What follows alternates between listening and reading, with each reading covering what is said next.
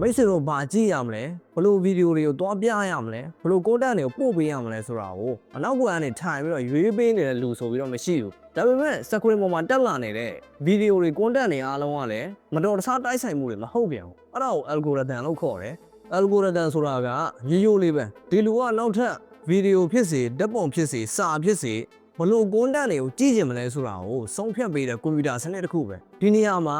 algorithm ကအရာအားလုံးထက်အချက်တစ်ချက်ကိုပဲဂရုစိုက်တယ်အဲ့ဒါကတော့ attention လို့ခေါ်တဲ့အာရုံစိုက်မှုပဲအမှန်တရားလားအရေးသွေးရှိလားကိုကျင့်တရားနဲ့ညီလားအဲ့ဒါတွေကို तू က view မဆိုင်ဘူး तू view ဆိုင်တာကမိတ်ဆွေတို့ရဲ့ attention ကိုရဖို့မိတ်ဆွေတို့သူ့စီမှာအာရုံစိုက်နေဖို့ပဲအဲ့ဒီ attention အာရုံစိုက်မှုကိုအဓိကအချက်3ခုနဲ့တိုင်းတာတယ်နံပါတ်1 watch time မိတ်ဆွေတို့ဗီဒီယိုတစ်ခုပေါ်မှာ content တစ်ခုပေါ်မှာဘယ်လောက်ထိအချိန်ကြာရှိနေတယ်လဲအကယ်၍မိတ်ဆွေတို့ကအဆုံးထိကြည့်လိုက်ပြီဆိုလို့ရှိရင်ဟာဒီဗီဒီယိုကစိတ်ဝင်စားစရာကောင်းလိုက် content ပဲဆိုပြီးတော့ algorithm ကမှတ်လိုက်တယ်နံပါတ်2 engagement ထိတွေ့တုံ့ပြန်မှုမိတ်ဆွေတို့ like ပေးခဲ့သလား comment ပေးခဲ့သလား share လိုက်သလားဆိုတာကိုကြည့်တယ်အကယ်၍မိတ်ဆွေတို့က comment ထဲမှာတွားပြီးတော့ဆွေးနွေးငင်းခုန်နေကြမယ်ဆိုရင်တော့မှအဲ့ဒါက engagement ထဲမှာတွားပြီးတော့အကျုံးဝင်တယ်နံပါတ်3 retention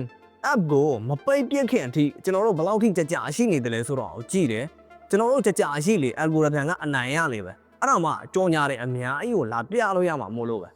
algorithm ကဘယ်လောက်ထိအစွမ်းထက်တယ်လဲဆိုလို့ရှိရင်ကျွန်တော်တို့ဘယ်နေရာမှာတော့ရက်လိုက်တယ်ဘယ်ဟာကိုတော့ထက်ကပြန်ကြည့်တယ်ဘယ်ဟာကိုတော့ကြော်သွားတယ်ဘာကကျွန်တော်တို့ကိုဒေါသထွက်စေပြီးတော့ဘာကကျွန်တော်တို့ကိုရေမောစေတယ်လဲအဲ့ဒီအပြုတ်မှုတွေအားလုံးကိုတစ်ခုမကျန်အသေးစိတ်လေးလာတယ်အဲ့ဒီဒီနဲ့ algorithm ကကျွန်တော်တို့ရဲ့စိတ်နေစိတ်ထား psychological profile ကိုဖြည်းဖြည်းချင်းတိတ်လေးတိဆောက်ယူလိုက်တယ်ပြီးရင်တော့ algorithm က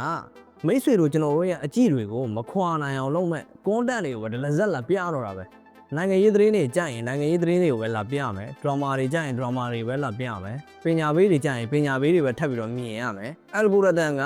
ကောင်းတယ်ဆိုတာလည်းမဟုတ်ဘူးလို့စိုးတယ်ဆိုပြီးတော့လည်းမဟုတ်အမှန်ကကိုပြန်ပြီးတော့ထင်ဟပ်နေတဲ့မှန်တစ်ချက်လို့ပဲဒီနေရာမှာအနေရရှိတာက algorithm ကကျွန်တော်တို့